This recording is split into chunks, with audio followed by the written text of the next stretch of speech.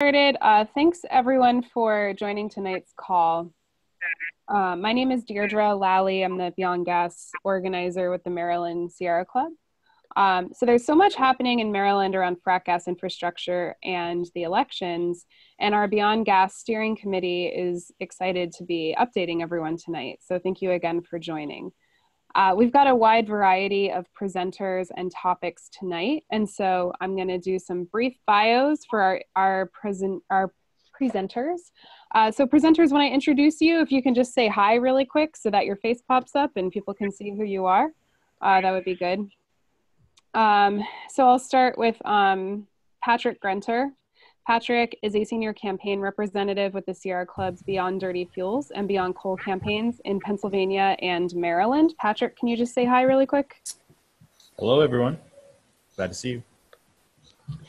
And then we've got Tracy Cannon, and Tracy Cannon is a lead organizer with the Eastern Panhandle Protectors. Tracy, do you want to say hi real quick?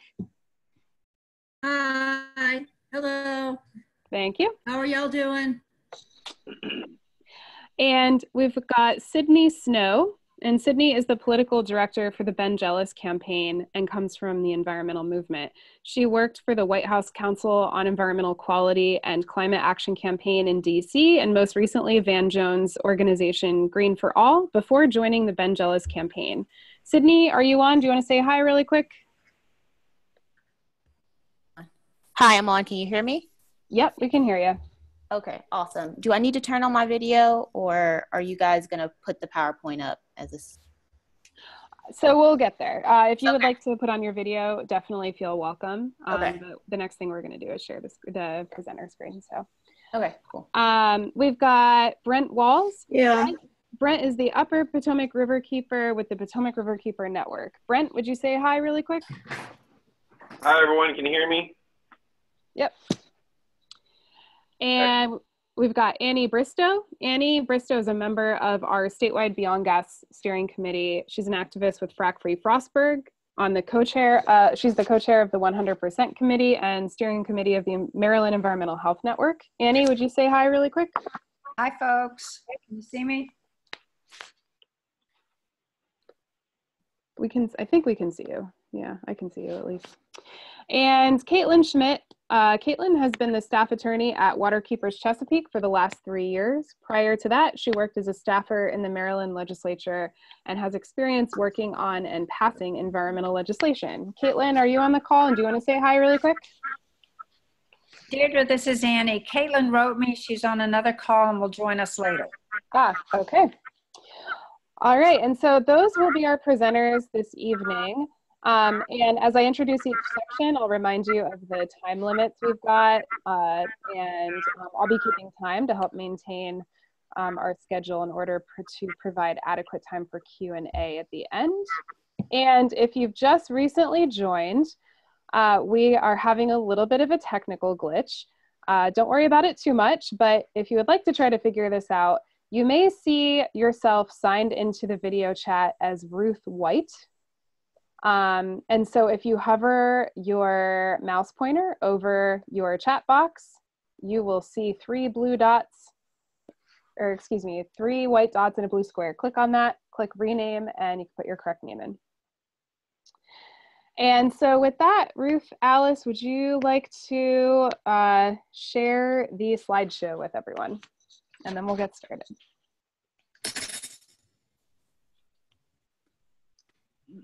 All right, thank you very much. So I'm gonna pass it over to Sydney. So for the next 25 minutes, Sydney is gonna give us an update on the Ben Jealous campaign, and we'll have time for questions and answers. So Sydney, the mic is yours. Hi, can everyone hear me? Yep, we can hear you. Okay, great. So I was just gonna go through basically our environmental agenda quickly, and a little bit more about our campaign and how folks can help. Like it was mentioned before, my name is Sydney Snow. I'm the political director for the Ben Jealous Gubernatorial Campaign here in Maryland. And before I really get started, Ben wanted me to let you guys know this piece. He wrote this out, so I am going to, he wrote a letter, and I'm going to read part of the letter. So he says, my main priority will be to address climate change with the goal of working to achieve the Paris Agreement's goal of keeping the world from warming more than 1.5 degrees Celsius. I will build on the groundswell that fought fracking in our state to push for clean and renewable industry right here in Maryland so that we can realize the potential of local jobs tied to it. The clean energy sector offers a real chance at jobs, clean energy jobs, and we can't let it pass us by. Maryland must develop a clear roadmap to 100% clean energy that considers affordability and the impact of bringing that revolution within our borders and the local jobs with it. And we need to set our sights on those actions as soon as possible to create a healthy planet, healthy communities, and prosperity that reaches every Marylander. I will support our right as a state of resources and of communities to defend against pollution with real-time data on the impacts of statewide energy choices so that we know what is happening to our people, not just our profit margins. I will also provide plans to create a functional and modern transportation system that serves our citizens and reduces our state's carbon pollution and other pollutants that affect the health of our children and the members of our families and communities with respiratory and cardiovascular problems. So that was just something Ben wanted me to say before I got started. If you go to the next slide, I don't know, do I control it or is it? Okay, great. We are still, so Ben's basic environmental agenda is based on these 4 points. So I'm going to talk a little bit about each point. Ben is very passionate about building a clean tech industry in Maryland, as well as providing a 21st century transportation system for all of Marylanders.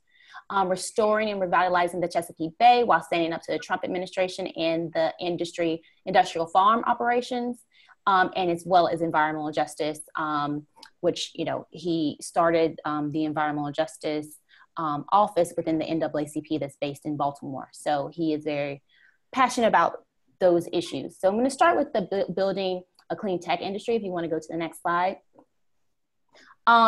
So basically, Ben's strategy around this is, as governor, he's going to be committed to getting Maryland to 100% clean and renewable energy in real time. He supported the legislators' efforts to increase Maryland's renewable portfolio standards, to increase the development in state alternatives and expand access to the energy future to every Marylander.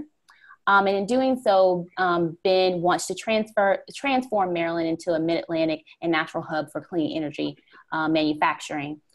He thinks that the economic payoff of being an early mover on clean energy is clear. In addition to the jobs piece, which I will talk about in detail, switching to 100% clean and renewable energy is projected to save Maryland $5.5 billion in energy generation costs by 2050. One of the ways that he wants to do this in particular is he's looking to on a strategy that works to involve partnership with Maryland's at-risk communities to advocate for human health as we expand our options for statewide energy, to push public utilities for transparency, which is a big point for him, the use of targeted incentives, public investment in sustainable infrastructure and workforce training, as well as policy and market-based mechanisms. So I'll get into all of that in a little bit more detail, but the next slide talks about the jobs piece. What kind of jobs, when Ben says clean energy jobs, what kind of jobs is he specifically talking about? Clean energy jobs include the following major categories: renewable energy generation and storage, smart technology, including smart grids and smart city infrastructure for all, energy efficiency, clean transportation, clean energy policy and planning, public sector agencies, and corporate sustainability. So he knows that with moving to 100% clean and renewable energy, that jobs will be created, including manufacturing jobs, such as making turbines, solar panels, assembling electric vehicles, and various supply chains right here in Maryland. He thinks that these jobs will help revitalize old industrial centers from all over the state, from Cumberland to Baltimore City to Perryville as well, existing workforce and development, and business initiatives are in place that we can build upon what's already there to leverage an aggressive clean energy commitment, including training for folks in Western Maryland who can learn how to invest and get trained in clean energy jobs. So these businesses will then be able to sell Maryland-made clean energy products to the rest of the United States and the world, so bringing in more revenue for Maryland. One point that he really likes to make, because we are supported by labor this campaign. He wanted me to specifically talk a little bit about the labor and retraining and how we're going to work with both the labor community and the environmental community. One of the things that he's been telling, pretty much everyone, especially folks from the labor community, is that, other jobs will be created within this clean energy economy, including education and training for the future of clean renewable energy, from construction, installation, technician, maintenance, and operating jobs. So these are living wage and middle skill jobs, similar to those identified by the Opportunity Collaborative Report, in which these people are prime candidates for the expansion of our tuition-free college affordability program and our vocational training programs, which we want to put both in the high school through the same way that students now in high school can earn college credits. Ben wants students be able to do some kind of vocational training programs in high school and earn those credits going towards those jobs in the clean energy sector particularly. One of the things we have to do in order to make that happen is we have to make sure that we are drawing down on our reliance on fossil fuels from K through 12. We provide retraining, and we want to provide retraining and assistance to those jobs depending on this industry. So the folks who are already in the fossil fuel dependent fields, we want to make sure that they are retrained and that they have assistance getting new jobs in the clean energy sector. So this is a general investment. This is a generational investment in the future of Maryland, which requires us to develop our roadmap today, something that Ben wants to do as governor. And he wants to create targeted retraining programs for the current fossil fuel industry workers as a matter of equity. Going to the next slide, providing a 21st century transportation system for all of Maryland. So as governor, Ben was going to work in every jurisdiction to ensure that public transportation connects workers to economic opportunity and students to educational institutions. He wants to work with other states who have done this right to create a regional transportation effort to reduce congestion and pollution. So there's three really specific plans that he has within his environmental plan around these things. So there's one, he wants to create the regional transportation effort, what I mentioned, expand rail transit by building the Red Line, investing in Metro and expanding MARC, and making Maryland a complete streets leader. So as far as creating regional transportation opportunities. So we know that, several reports have concluded that a regional transportation system operates with equity and considers the impacts to communities deprived of transit could create thousands of jobs and contribute $13 billion to the economy, as well as preventing many deaths due to reduced pollution. As governor, Ben would work hard to build a coalition of states ready to move forward on this. He's the only candidate who has worked on a regional level to spur progressive change like this, so he knows he can get it done. And Maryland used to be a leader when it came to innovative policy like Reggie, and now under Larry Hogan, we are lagging behind. So he wants to definitely fix that, and he is using his past experience to actually get that done. He also wants to expand rail transit by building the Red Line, investing in Metro, and expanding MARC. One of the things that Ben talks about all the time is how Larry Hogan's decision to cancel the Red Line project was yet another indication of his complete disregard for Baltimore City. The NAACP and other civil rights organizations filed a lawsuit alleging discrimination against Baltimore's largely African-American population. And the lawsuit was closed after Donald Trump became president. As governor, Ben will work to regain federal funding for the Red Line project and work with the Baltimore citizens to ensure transit equity. He will also invest heavily in the MARC line to increase frequency and reliability of the rail system.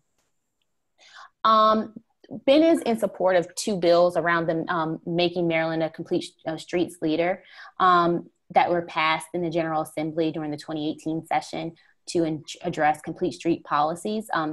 Delegate Lafferty's House Bill 744, which requires MDOT model agencies to adopt complete streets policies, and Delegate Lieberman's House Bill 535, which requires the state of Maryland to provide a minimum of funding to local jurisdictions implementing their own complete streets program, is something that he's really, really behind and is supportive of.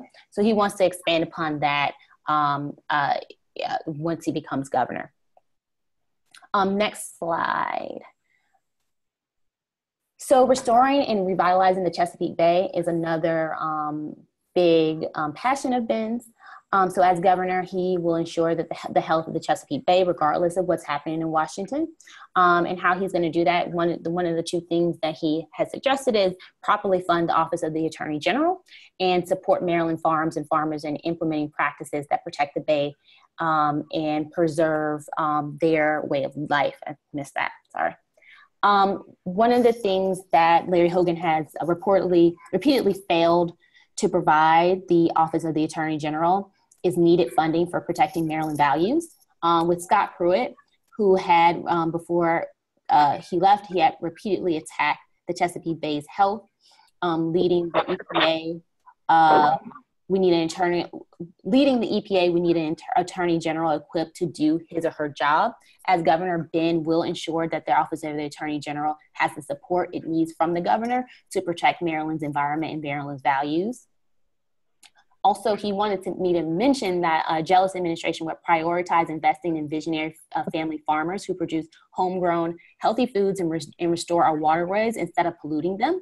Governor Hogan hasn't helped these farmers who are working against the odds, fighting an industrial agriculture food system that rewards large-scale, low-quality operations that pass along the hidden cost their pollution creates. While not having any support for the smaller farmers, and that's what Ben wants to do. He's a big fan of Governor O'Malley's finalized rules for phosphorus management tool to help farmers cost effectively manage the risk of phosphorus polluted runoff. Governor Hogan pulled those rules in his first month of office and issued a weaker set of regulation and has stalled the collect and reporting of this data. Unlike Larry Hogan, Ben Jealous would stand up to chicken farmers who are producing the phosphorus-rich manure, polluting the bay, and fully implement and fund PTM on time in a transparent manner. Next slide is just about environmental justice. As you know, Ben is very passionate about environmental justice as he created the Environmental Justice Office within the NAACP that's based out of Baltimore City. I think many of you probably know Jackie over there. Ben hired her. So we've known and are ready to act on the truth that environmental work is social justice work, and it cannot be separated from health, from racial justice, or from a sustainable economy. Asthma attacks that lead to severe decreases in quality of life and even death in some of our young children and seniors are becoming an environmental health emergency as pollution ravages many of our communities.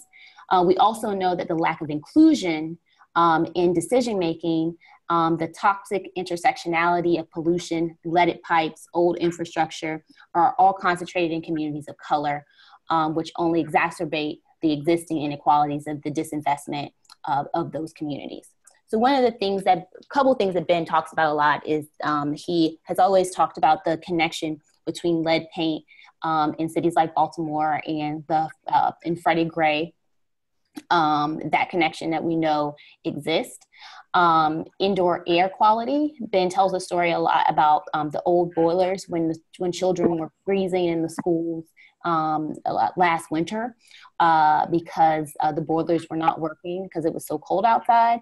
he was talking about how if we switch over from boilers that are over 50 years old and implement new HVAC systems, how the indoor air quality will increase significantly, so that students who have asthma are not so much affected by the smog that the boilers produce, and are able to stay in school and not miss days of school. And their parents are actually able to, stay at work and not come get their kids, or stay at home with their kids when they're having respiratory issues. As well as Ben is a big proponent of community solar, for some of the especially for lower income communities, like the community that his mother grew up in West Baltimore, which was a project in West Baltimore. So that's some of the ideas that Ben has. That's a short list of his priorities for environmental justice that I just picked out of the longer list that we have. And then I just want to talk a little bit about how you can help. So one of the ways that, if you'd like to help our campaign implement any of these things that we want to do once Ben becomes governor, you can contribute to our campaign. You go to benjealous.com/contribute, or you can go to any of our upcoming fundraisers, which I'm happy to give you information about. If you are interested, we just had one with the environmental community last Thursday that was a really big success. If anyone was able to attend that one, that was held by LCV and Sierra Club jointly. And if you're one of the folks that want to participate by knocking on doors or phone banking with our campaign, there are lots of opportunities to do that every day, and especially every weekend. We have 25 offices open statewide where you can go and support the campaign. We definitely have an office in every county, but some places like Montgomery County, Baltimore City, Baltimore County, Howard, we have more than one office. As well as, I'm missing one. Yes, in Prince George's County, sorry. We have more than one office open. So if you're interested in canvassing or phone banking, I can get you in contact with the right person to do that.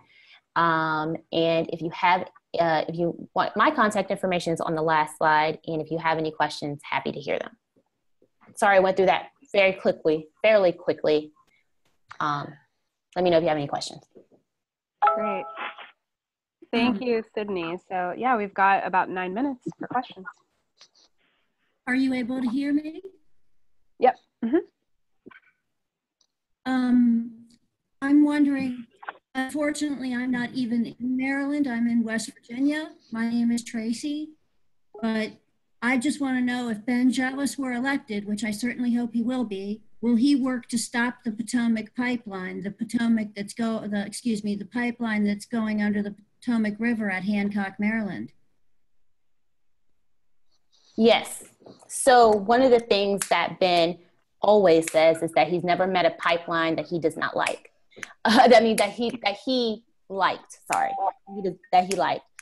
It was actually one of the reasons we lost some of the bigger labor endorsements from some of the laborers, because he was not supportive of any pipeline or expanding any pipeline in Maryland or in the surrounding area. So yes, he would stop that for sure. I hope he gets elected. Thank you. I'm going to do a quick tech update. So if you're not talking, if you could mute yourself to reduce background noise.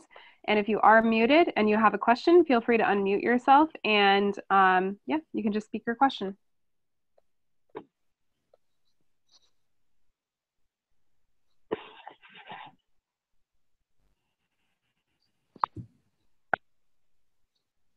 Any more questions? Did I miss something?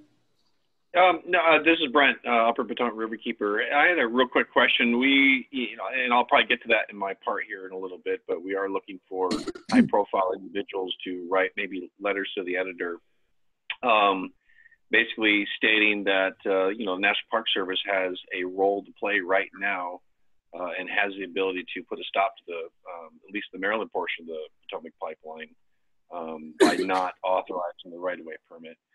And we recognize that it may not necessarily be the superintendent of the C&O Canal that has the authority, but the secretary of NPS, National Park Service, that has that ultimate authority. And so having high profile individuals write a letter to the editor, sharing and expressing concern, I think would be extremely important. And curious if Ben Jealous would consider writing a letter to the editor, or a letter to FERC, or a letter to National Park Service, I mean.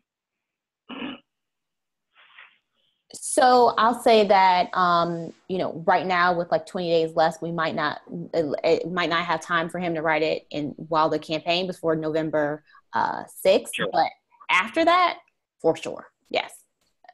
I'm sure he would do that regardless. That's definitely right up his alley. I can get you in contact. Just contact me and we'll talk about next steps there. Okay, thank you.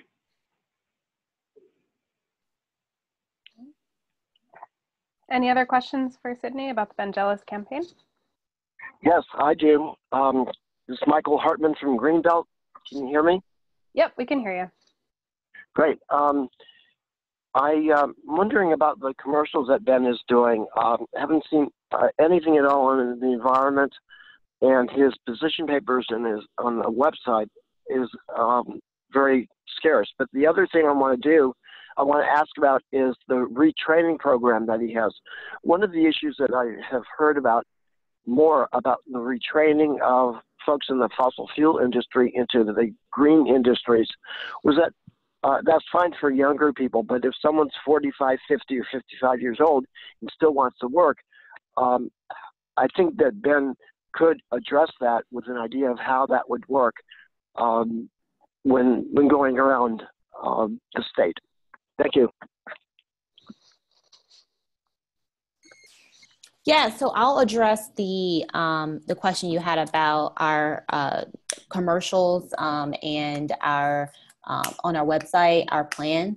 So we don't have our environmental plan quite up on our website yet. It should be up on our website hopefully by the end of this week.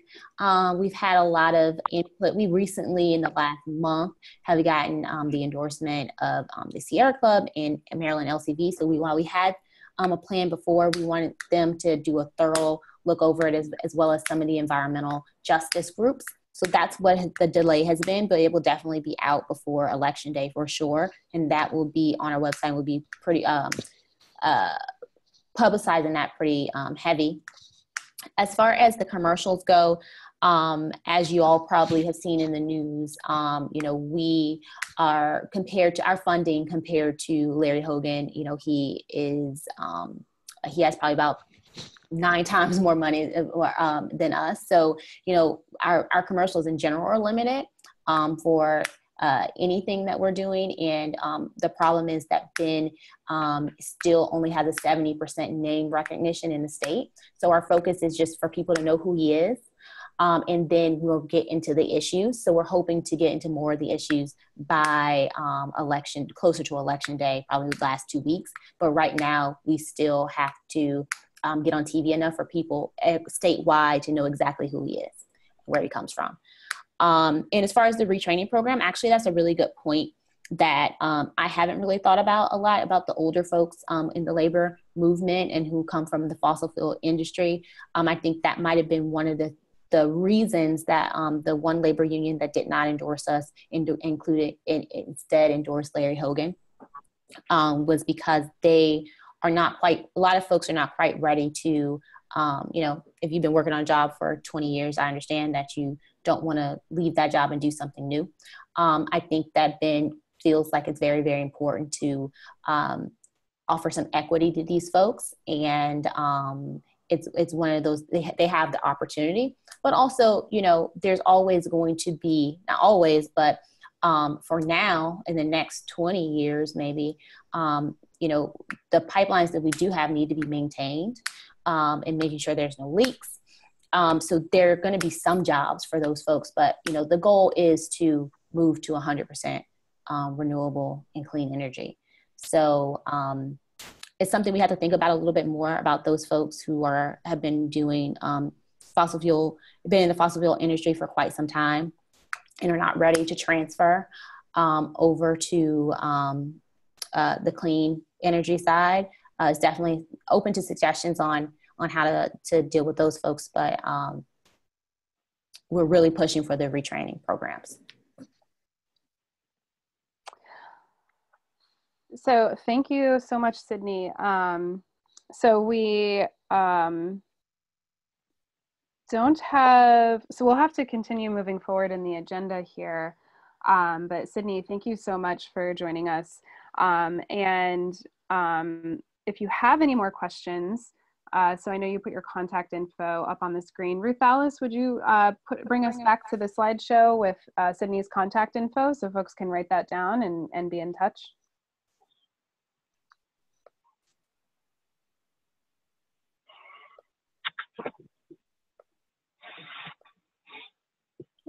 And while you're doing that, I'll say I forgot to run through the agenda at the beginning of the call. So I'm going to do that now while Ruth Alice is getting the presentation back up on your screens.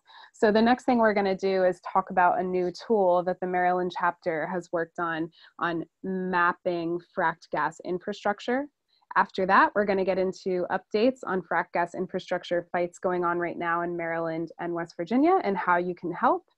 And then we'll get into legislation to address fracked gas infrastructure with an opportunity for feedback and then question and answer at the end. And so getting back to it, we've got Sydney's contact info on the screen here. For folks on the phone, I know you might not be able to see this right now, but we will be emailing this presentation out to everybody. So you'll have a chance to get that in your inbox. Also, I mean, if you're just on the phone, it's just Sydney like Sydney, Australia, @benjealous.com. And the number that's listed is my cell phone number, so feel free to give me a call at any time.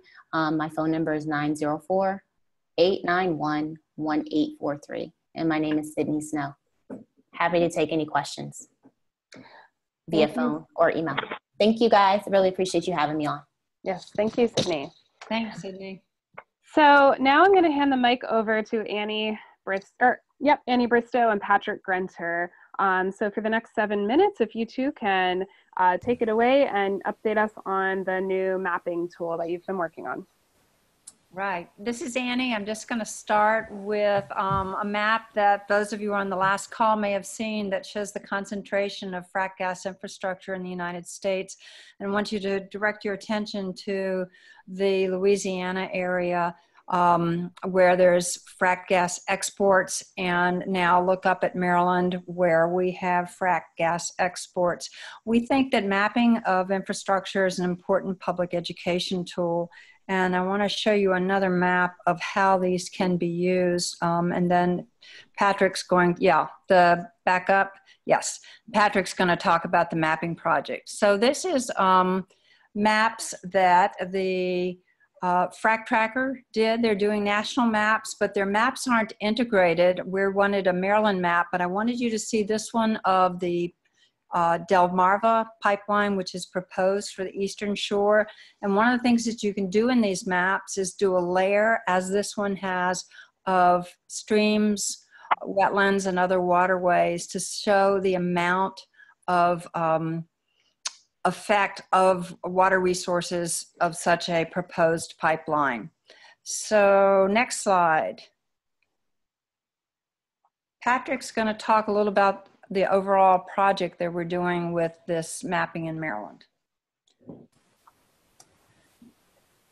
Thanks, Annie. And again, my name is Patrick Grenter, Senior Campaign Rep with the Dirty Fuels Campaign. So I work for the National Sierra Club in both Pennsylvania and Maryland on pipeline issues, as well as some issues around water quality and coal plants. And so something, we, as a Dirty Fuels Campaign across the country, started a mapping project earlier this year, in part with several goals in mind. We have found that really identifying what goes into place with a pipeline, so not just a pipeline itself, but compressor stations, refineries, other sorts of infrastructure for fracked gas development that does have a real impact on people's lives. Finding that information in a central place that you trust can be really, really challenging. And so we undertook doing this across the country, and then working with the Maryland gas team with a chapter here, saw that there was a need for this in the state. And so we've been undertaking a project with some of our analysts and our analyst team of finding everything that is associated with pipelines in Maryland and getting it into a single location. You'll see right now that it is a PDF slide in this presentation. We are in the process of digitizing this map and making it interactive so that, you know, maybe you put your mouse over a certain location on the map and you'll be able to see some permit information or a link to somewhere else where you can, you know, dive in a little more detail into what you're seeing there.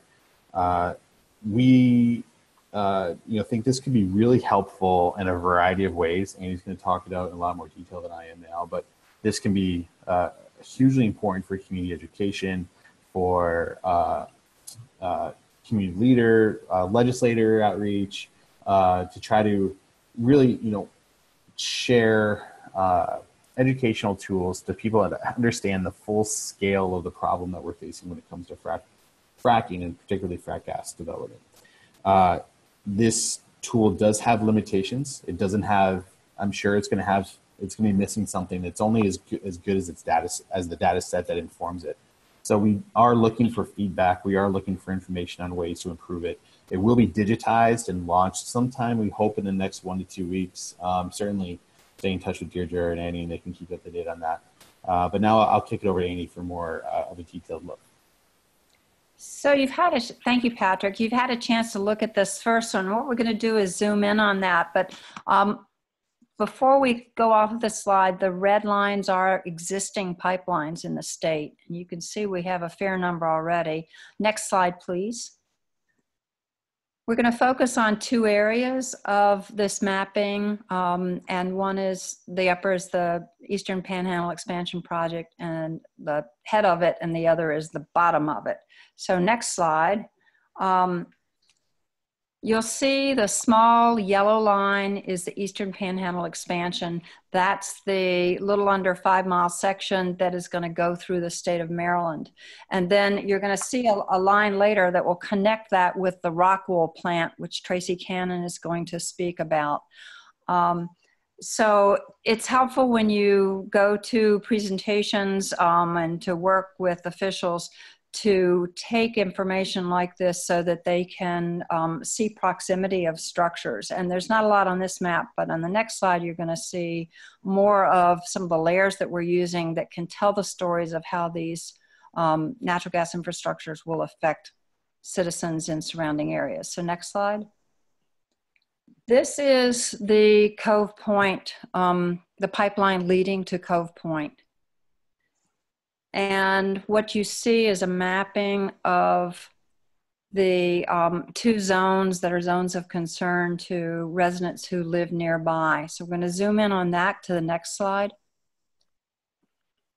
And what I want you to see there is that you've got an evacuation zone and a high impact area. And you know, people have lived with these pipelines, see the little stakes in the ground that tell you where one is located. They're buried and they don't often think about what's underneath of them.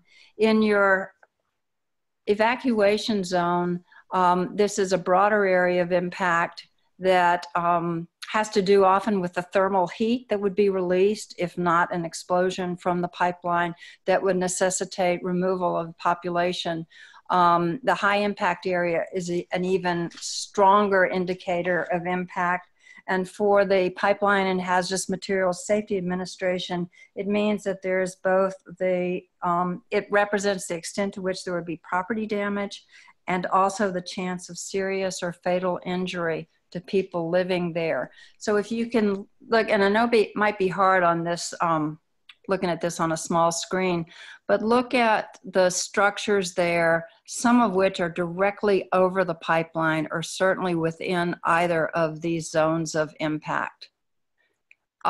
This is the kind of story that is very important to tell to a community of how they might be affected. And next slide. Okay. And Annie, just a time check, you're at 7 minutes. Done. Cool. Great. All right. Well, that was perfect timing then.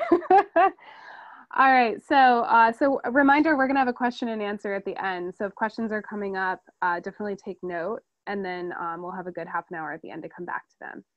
So our next presentation, so we're gonna start with Brent Walls. If you can give us a couple minutes update on the Eastern Panhandle Expansion Project and the Potomac Pipeline with the action item that you've got. So handing it over to Brent Walls with the Potomac Riverkeeper. Very much for that. Just a real quick thing. The unique thing about this Eastern Panhandle Protector or Eastern Panhandle Expansion Project pipeline is the fact that it was divided up into two sections. One, a federal process section that crosses state lines, which is the less than 5 mile piece that crosses Maryland. And then the more than 50-mile section that's in West Virginia, Eastern Panhandle. And so it's both of those sections are governed and authorized in two different ways. And that's very important, and that was very sneaky of the pipeline companies to be able to do it this way. And we have argued several times to Federal Energy Regulatory Commission that that both should be considered one project and not two separate projects. So what we have right now is all three states, Pennsylvania, Maryland, and West Virginia, have approved their 401 certification. They've basically given, the states have basically given the green light to FERC to allow the pipeline to go through. FERC has then in return issued their environmental assessment, which, you know, in their mind, they say it's all clear, it's all good to go, best management practice will be used, and all will be well. And so what they have done is they've issued their certificate. However, because they've issued the certificate, they have not issued the authorization to proceed for TransCanada. Now that's just the 5 mile section. Now the West Virginia portion, that's been ongoing and being constructed as we speak. They've almost completed one drilling underneath Sleepy Creek and are in the process of starting the drilling under Bat Creek. And a lot of the other pipeline, especially the pathway, has already been laid through West Virginia. However, it hasn't really been laid past Bat Creek. I don't believe so. So they are full steam ahead with their project. However, TransCanada or Columbia Gas in the Maryland section has not. They have not begun. And that is the source connecting, which connects to a lateral line up in Pennsylvania that a Columbia Gas has, an existing line. And so this is that extra source of gas that will be coming into West Virginia. And so we have the certificate's been issued. However, they cannot proceed. What the holdup is, two things. One, National Park Service has not issued their right-of-way permit or their easement to cross the C&O Canal, nor has the Maryland Board of Public Works authorized an easement to cross the rails to trail pathway DNR property that is adjacent to and contiguous to the National Park Service C&O Canal. So, but what's the difference between the two? Well, Maryland Board of Public Works and the state land doesn't have the ability to really withstand a legal challenge from TransCanada. So if they were to say no to the easement, then there would very well be litigation that would follow and would force the state of Maryland, DNR, and the Maryland Board of Public Works to authorize the easement. However, it's different with National Park Service and federal property. A federal agency who controls federal property has the right to be able to manage and authorize or not authorize something that may impact that property, that federal property. And so the National Park Service still is a roadblock. They have not authorized the right-of-way permit. I believe it was because of some archaeological reports that were outstanding, and they're just not moving forward. So we have an opportunity right now to push the National Park Service to say no to the pipeline. And so we've started a letter writing campaign to Kevin Brandt, superintendent, and that's ongoing right now. But we're also looking at trying to focus on the Secretary of National Park Service in talks with National Park Conservation Association. They feel that they're going to put their over 20, 30,000 members to focus on the secretary and not Kevin Brandt. So it's going to be a two-pronged approach, and what we need is help in sharing that information, writing letters, either to Kevin Brandt, superintendent, or to the secretary.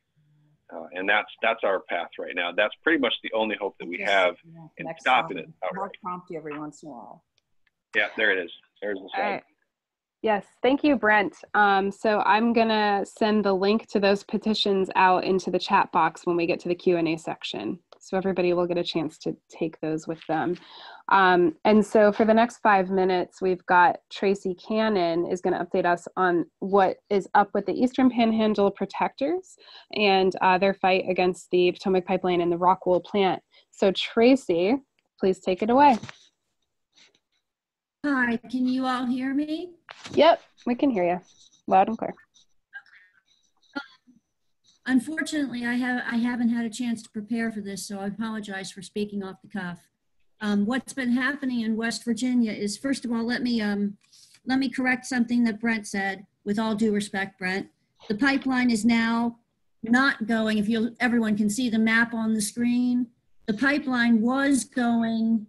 They had planned on going much further into Jefferson County. If everyone can see where it says sort of lower right-hand side, it says Rockwool bike path. Does everyone see that?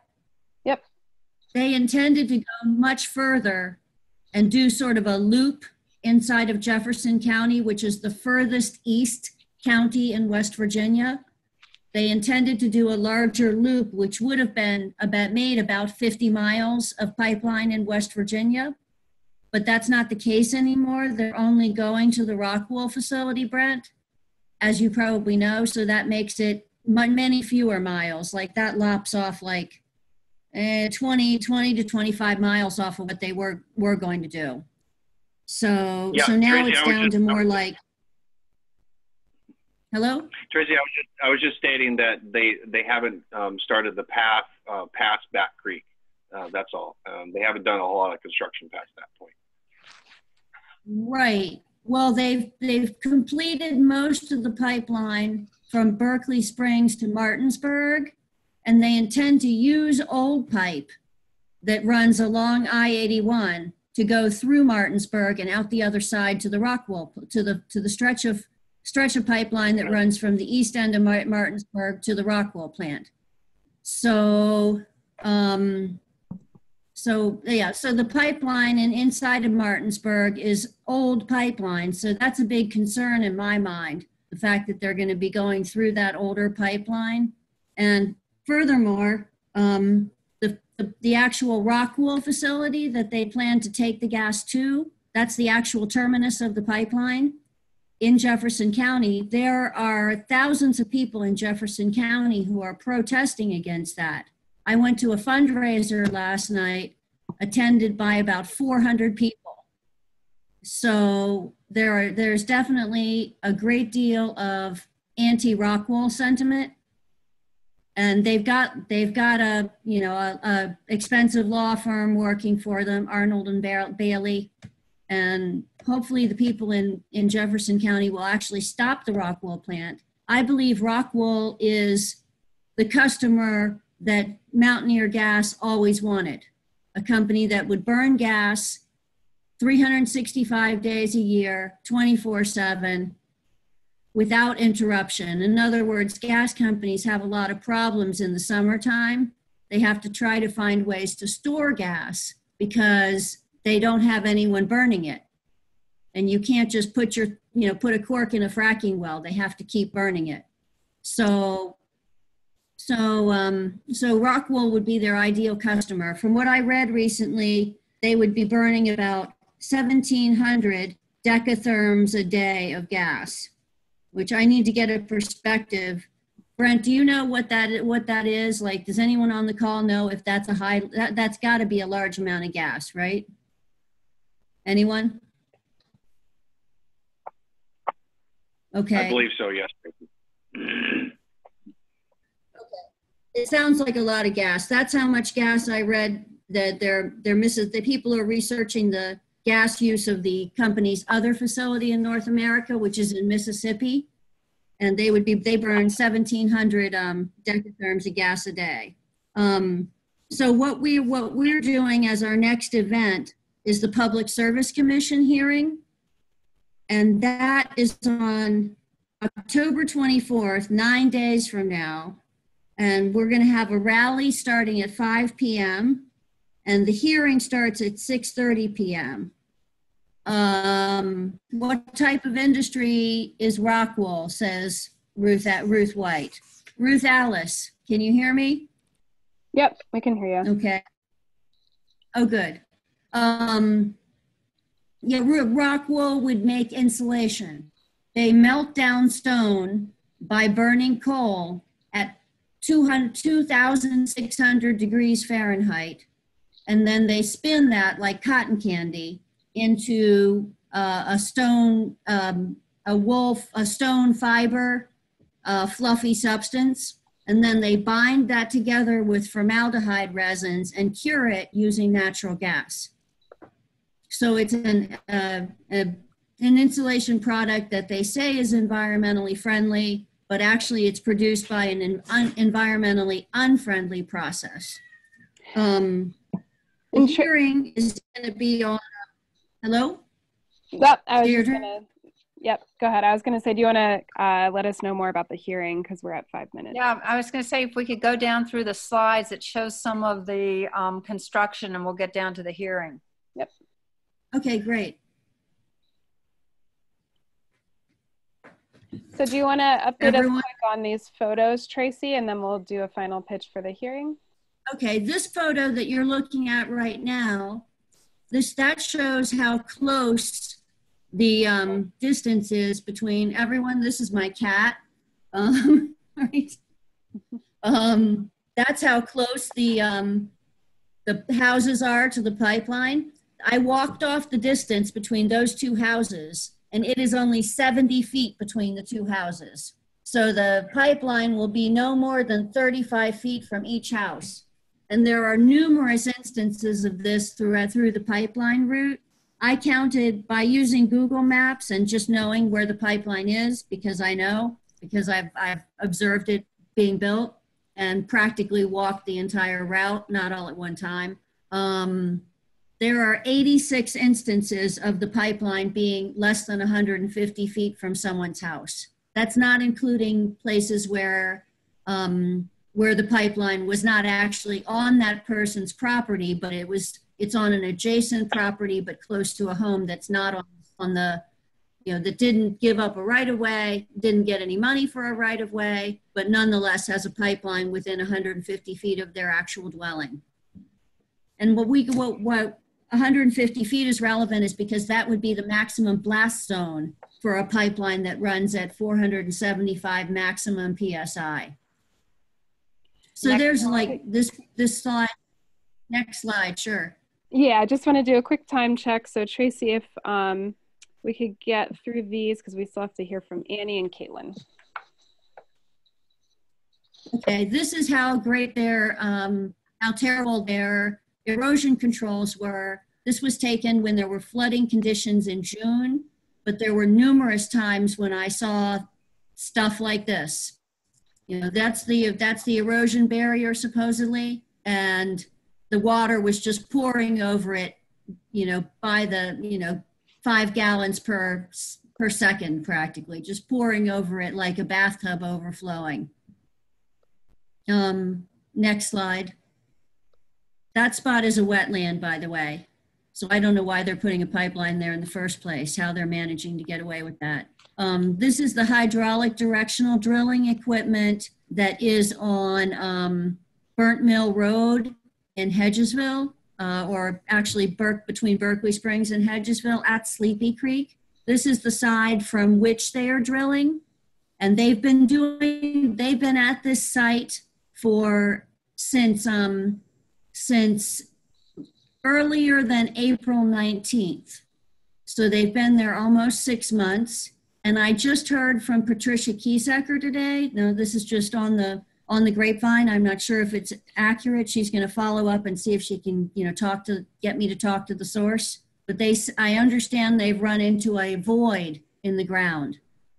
So in other words, a cave of some sort. So I don't know that to be true, but that's what I heard just today. Next slide.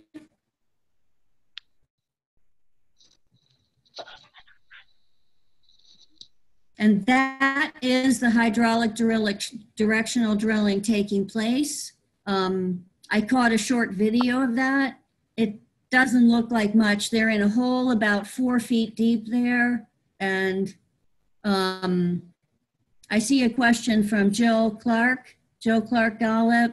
Yes, a void in the ground, a cave, typical of karst geology, correct. Most of the karst geology in this area is actually in Jefferson County, but there are veins of it out in Berkeley County and Morgan County as well.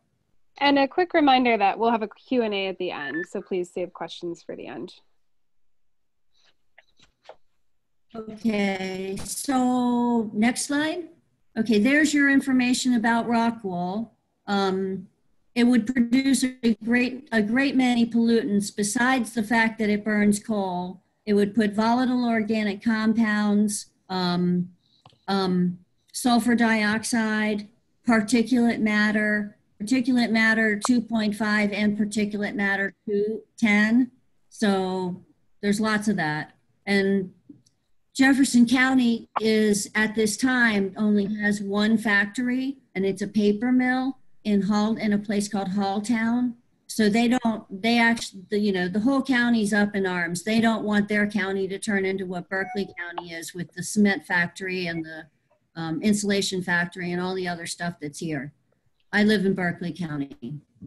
And Trace, next slide. we need to finish up on this. We're getting tight on time. Okay. And the other unfortunate thing I found out today, where it says the Frank Arts Center at Shepherd University, it's actually going to be, they changed the location of it with 9 days. With 9 days to go, they switched the location on us just to be friendly. And they say now that it's going to be at the Student Center on King Street.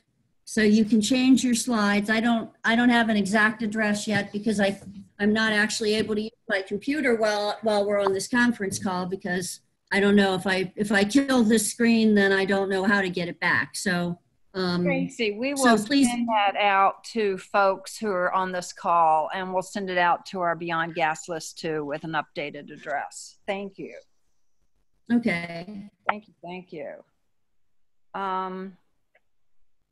Okay, and we'll have time for questions from Tracy at the end. I'm gonna go through these next slides pretty quickly and give you some updates. There are more projects active in Maryland than we have time to talk about, which is pretty distressing. But I want to mention some good news, which is the Charles County Compressor Station. We found out today that Dominion has withdrawn their application to put a compressor station at this particular location, the Marshall Hall site. We don't know what's happening with what may occur when they reapply, but it's our understanding they're going to have to go completely through the process again. This is especially important to the Brandywine community because the number of fossil fuel plants that are there.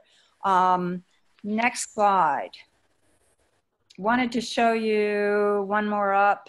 You went to go up on. Dominion Cove Point is now in action. They're currently shut down for some reason, not exporting, but they began exporting in March. So expect increased pressure in Maryland because that plant is now active. It's only the second LNG plant in the United States to be licensed. Next slide. Related to Cove Point, I wanted to let you know that next Monday there's a call with the Maryland Environmental Health Network talking about public health effects and natural gas infrastructure. And a member of our team and of Communities, Lynn Zuza, has did a presentation on fence line monitoring. Most of the monitoring done for these polluting facilities is done, it's ambient. And there are only a couple of sensors in the state of Maryland that picks those up. This is important, going back to something that Tracy said, those facilities, Rockwool is upwind of Gaithersburg, closest to Brunswick, also Frederick, Maryland. So the way that our prevailing winds are, those are heavily populated areas that are going to get not only the methane, but all the other toxic air pollutants that go with it. Next slide, please. Told you about the Delmarva pipeline earlier. This is of huge concern. It is not yet exactly mapped, and no proposals have been submitted to the Public Service Commission. Next slide. But opposition is mounting, and we'll have the link for you for the No Eastern Shore Pipeline folks. But just take a look at how much would be affected. This goes the entire length, almost 200 miles of the state of Maryland. Next slide. Opposition is mounting across the state, and one of the campaigns is No New Fossil Fuels, which has been shepherded by Chesapeake Climate Action Fund. Next slide. There are ways that you can get involved with that. Many environmental organizations across the state are partners with it, including Sierra Club. And next slide. Will be for Caitlin. Part of this campaign for No New Fossil Fuels is looking at legislative initiatives. Caitlin, are you on? Yes, I'm here. Great, take it away. Great. So hey everyone, the past summer I've been working with Chesapeake Climate Action Network and Potomac Riverkeeper Network on a few bills kind of to address some of the issues we've been seeing in fighting natural gas infrastructure, but also just to clear up some requirements that we believe the state should have to follow through with in terms of reviewing these types of projects. So the first, the biggest one that we've been really looking at is the Clean Water Act and the 401 Water Quality Certification Authority of the state. So what that is essentially the state's authority to tell the federal government if there's any major project being built within that state, and that state and that project will negatively impact the state's water quality standards, that state then has the authority to stop the project from going forward. Unfortunately, Maryland has never used this authority, and only a handful of other states really have used this authority in the past, despite some research and evidence pointing to the fact that some of these projects will negatively impair the state's water quality standards. So right now, we're essentially looking to get some requirements for this on the books in Maryland. So right now, there's no requirements or really procedure about what the 401 process really looks like and what the state is required to review when considering their 401 certification authority. So we want to get some things on the books for when the state has to review these types of projects. So what that really looks like is, for instance, right now, the state can involuntarily waive that authority. And how they do that is by not responding to a water quality certification application within a year. So the state has done that in the past, and they've waived their authority without any rhyme or reason and without putting a decision on the books for why they made that decision. And it's important to get that decision on the books, because then it could make it actionable in courts for environmental attorneys and people who are fighting these pipelines. So that's one of the things that we're looking at with this 401 certification bill. Another thing is, building what type of review that the state has to require under this. So right now we're looking at, what's currently lacking in permits for pipelines, what the state doesn't look at. So things like impacts to drinking water aquifers and a thorough review of any type of karst geology present. A review of each proposed water body crossing, regardless of the size. Kind of basic things like that. And by getting those things on the books, it will essentially give attorneys, a better way to really fight these projects and to hold the state accountable for doing a really thorough review of these types of projects, because right now that review is not so thorough.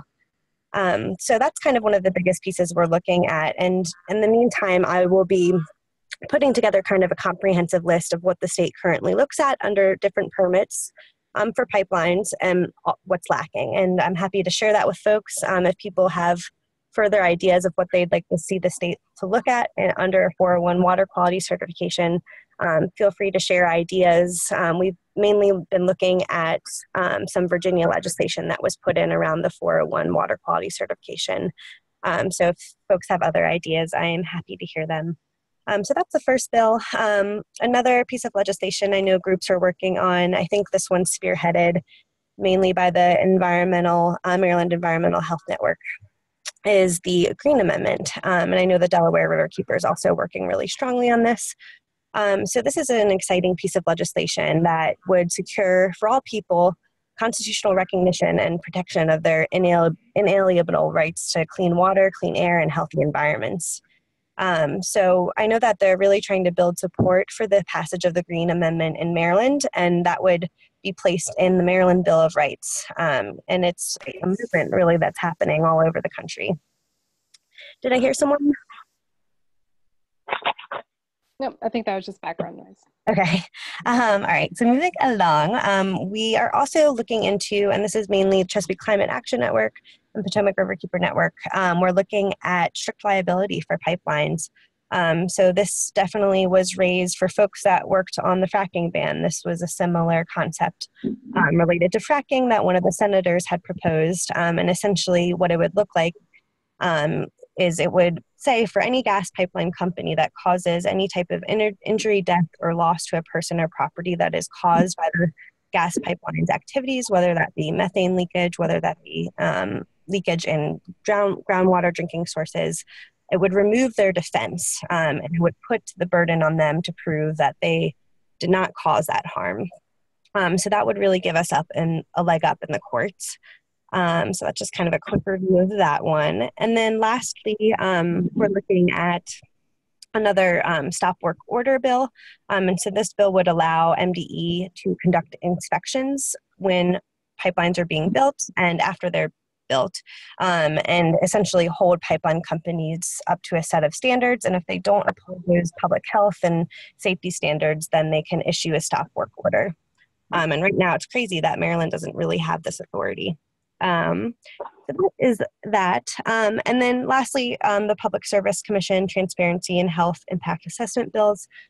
So these will be brought in again this year. And essentially what they do is they update and they modernize the Public Service Commission's website and require a health impact review to take place for any projects that go through the Public Service Commission.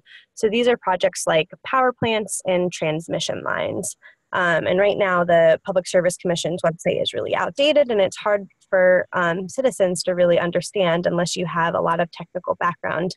And it's something that needs to change, and we need to be more transparent about these projects. So we're really trying to build in a way for Public Service Commission to translate these projects into language that you and I understand.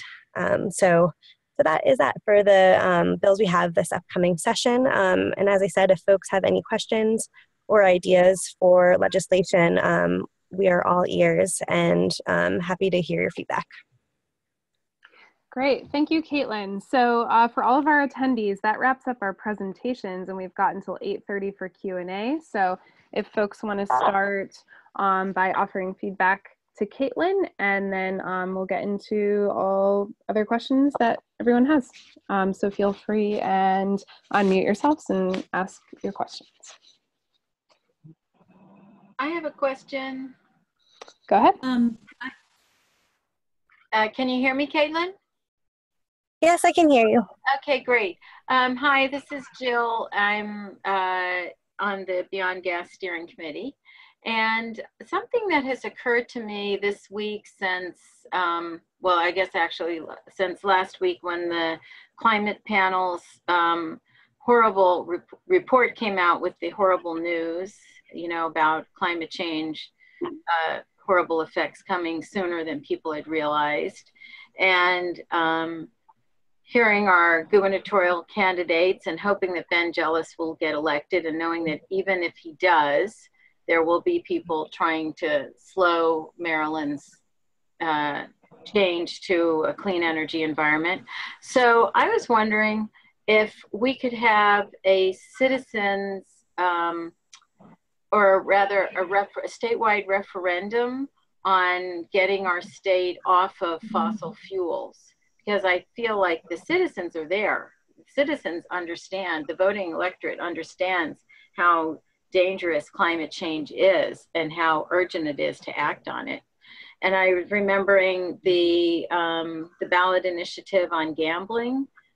So I know this kind of thing can be done in Maryland, but I was just wondering if that's at all legally feasible, and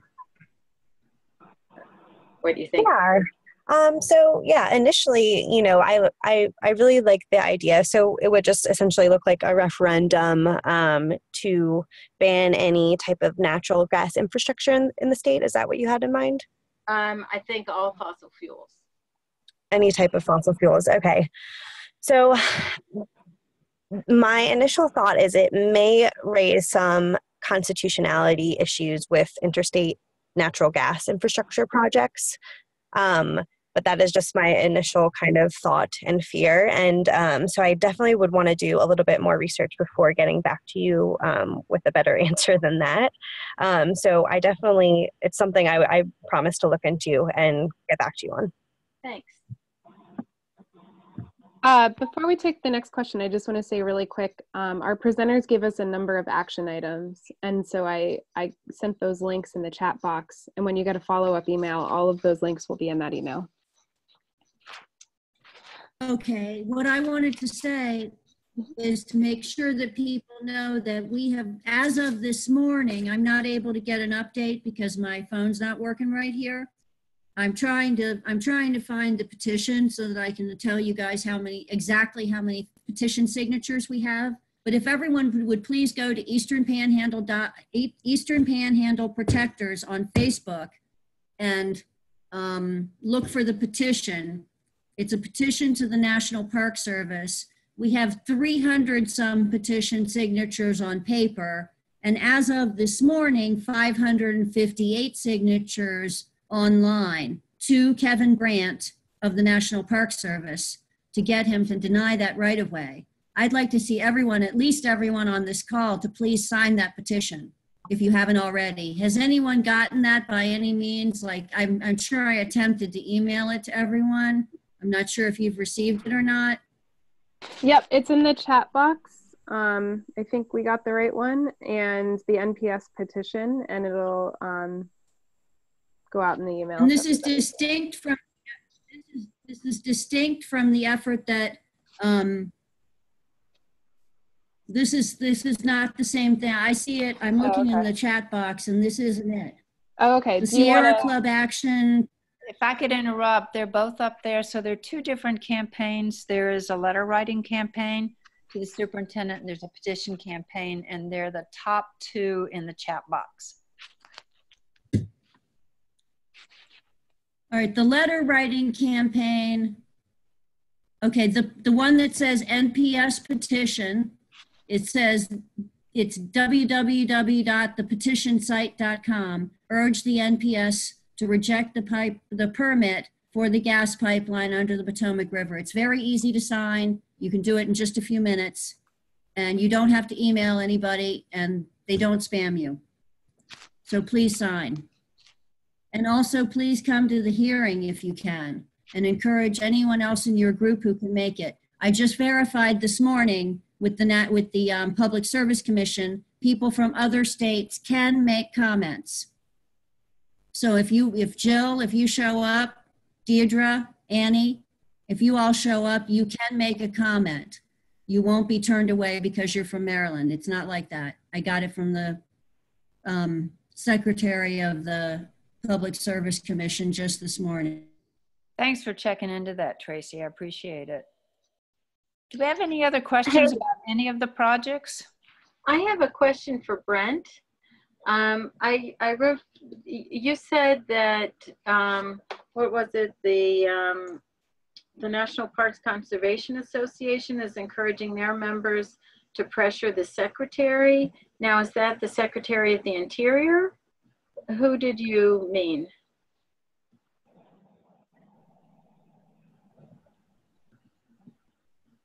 Brent, are you still there? I guess not. Or on mute? I think it's the Secretary of the Interior. So I don't see anything here for us to contact him. No, I think that's a new development. We should send that out as a follow-up to folks.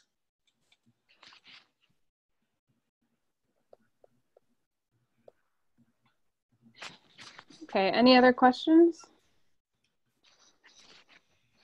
I have a question for Tracy. Yep. Yes.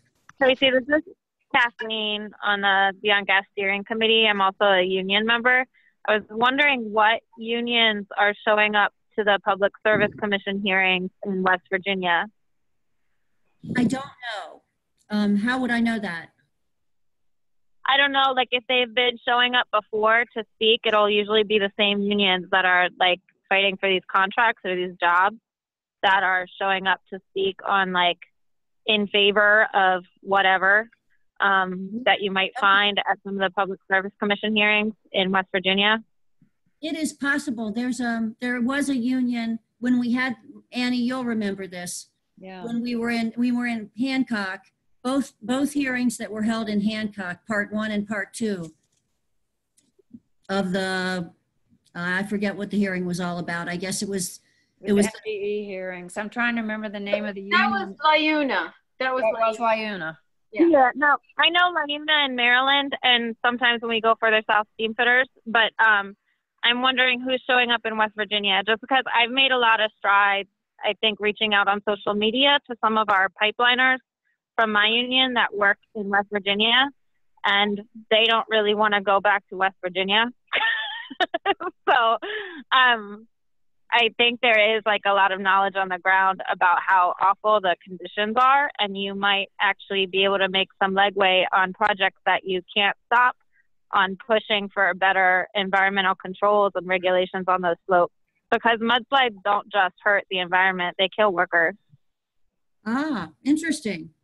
Well, if I knew how to reach those people or who they were, I would try and reach out to them somehow, but do you know any? I know our conversation on social media has kind of changed a little bit in the last year, especially regarding the West Virginia pipelines. It's been a lot less anti-green, although there's a few commenters that are kind of like that, but we've been trying to change the focus on the companies and how awful they are and how often awful the regulations are. So. Well, that's interesting. I hadn't really heard that angle on it, Kathleen. Yeah, I don't know what to say. I do know that they don't appear to be part of a union here. I mean, I don't see any sign of it. Yeah, the union density is very low. That's why they don't like going, because the jobs are unsafe and the regulation is poor and the wages are low. Yeah. So you're getting kind of the workers tell me you get the short end of the stick. Yeah, and the workers tell me they're from Pennsylvania, if that helps. Oh yeah, the Pennsylvania guys get on my nerves too. I don't know. I mean, they say they're from up there in nearby Pennsylvania mostly, and they go home on the weekends, so they're not too far away, or they wouldn't be able to go home. Some of them are 16 hours away.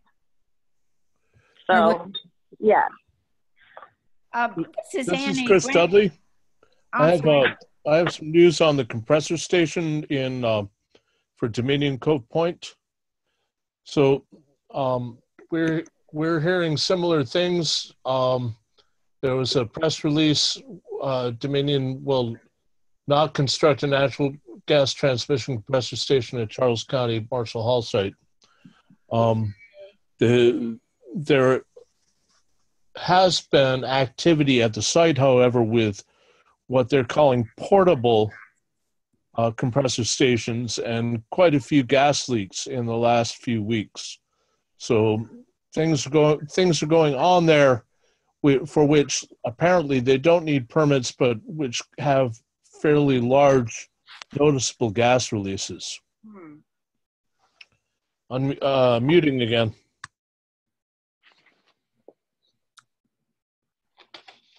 Thanks, Chris. We'll have to keep an eye out for that. You want me to jump in, Deirdre? Yeah, Annie, you look like you're going to. So, yeah, and thanks for that, Chris. We've heard that MDE says that what Dominion is doing there with their portable compressors is fine and not a problem. So And they're going to continue to operate in those ways until they have something else. So yeah, we're not out of the water. Also, Brent has replied. It is the Secretary of the Interior. His computer battery died, so if you have questions for Brent, I'll relay them through text. So that is Secretary of the Interior, and we'll get together and look at the extent to which we need to transfer both the petition campaign and the letter writing campaign to the Secretary of Interior. Say what? We may also need to direct the letter writing and petition campaigns to the Secretary of the Interior. Why is that? Brent mentioned on the phone that seems to be the level, I think, at which decision-making is going to be made, not the superintendent of the C&O Canal. And who is that person? Zinka, right? Are you kidding, Zinke? I think so. Isn't that the Interior? Yes. Ryan Zinke? Yes, ma'am. God. You mean we have to petition him instead of petitioning Kevin Brandt? I would say both. Oh my God, that Zinke guy's a Trump appointee. He probably, oh my God, there's no point in petitioning him. We got to keep doing stuff though. I think we need to keep the pressure up. So I think that both campaigns are important to do. So we've got time for a couple more questions if anybody has any.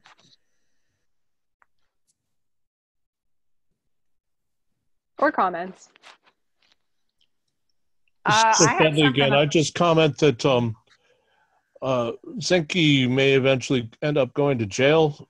So if you put things on the record with him, then they may get reviewed again if his entire record comes into question. So does that make that a good thing? Yeah, put it on the record. So we should petition him in spite of the fact that he's probably some right-wing climate change denying, blah-de-blah-de-blah that I'm not going to say on a conference call? He may be sufficiently corrupt that he'll be another one of the Trump appointees that goes to jail. Couldn't happen soon enough for me.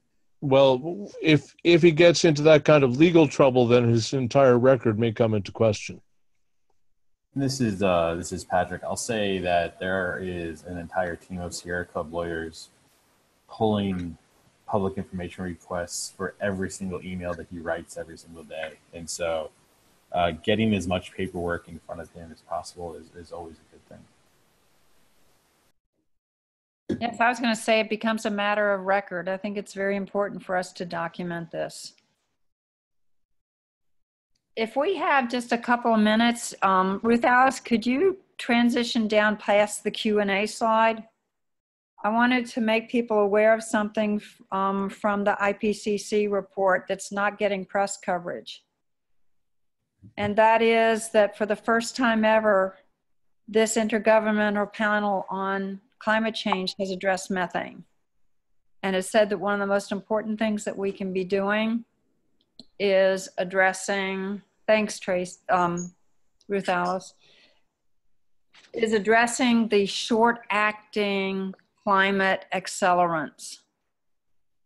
And we are stuck in a state right now that is looking at the effects of methane in a 100-year time period. And the IPCC is saying that we need to look at the next 2 decades for having an effect. And that's why we need to do something about these short-lived climate accelerants like methane. So I just want to direct your attention that that is in there. A lot of other aspects of the report are getting deserved attention, but I'm hoping that this is going to give us an opportunity to put pressure on the state of Maryland to account for methane in the short term, in the decadal effects, in the 10 to 20 years out, rather than using these 100-year measurements. This is Chris Dudley again.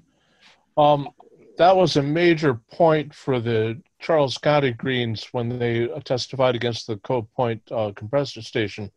The upstream emissions need to be controlled, and so that's a reason not to increase the infrastructure through a compressor station.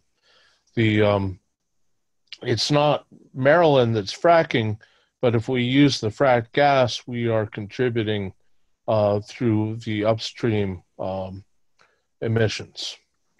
Well said, Chris. Mm-hmm. All right, so I don't know if you wanted to touch more on methane, Annie, or if not, we've got time for one more question. Hey, what's a peaker plant anyway? Crane gas peaker plant, what is that? So a peaker plant is to address peak periods. So it's to address when there's intermittent or peak energy. And they're much more polluting because they are ramping up and down to address those gaps in energy supply and electricity supply. So it's a plant that is the most polluting kind of natural gas plant that's being proposed for 14 miles east of Baltimore. And it's another project we need to stop. It has been put on delay for a public hearing until end of March or early April, I believe. Yep. That's good. But this is Chris again. Let me add that peakers are low efficiency power generation.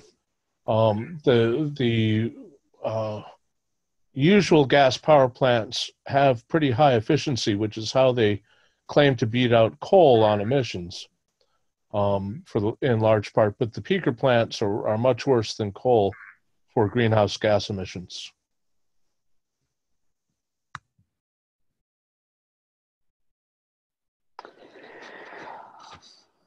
Thank you for that. So that brings us to 8:30. We're going to close it out here. Thank you so much, everyone, for joining tonight and for your participation and your feedback.